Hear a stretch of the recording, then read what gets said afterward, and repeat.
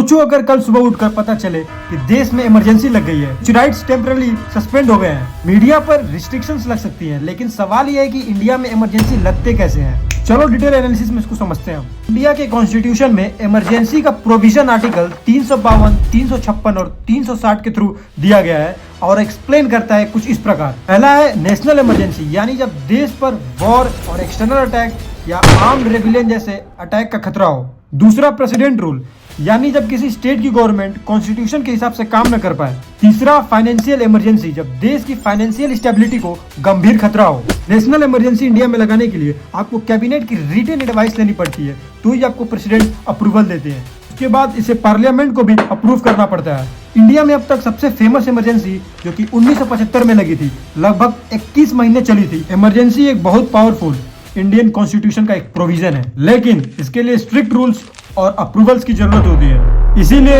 यह रोजमर्रा की सिचुएशन में नहीं लगाई जा सकती है।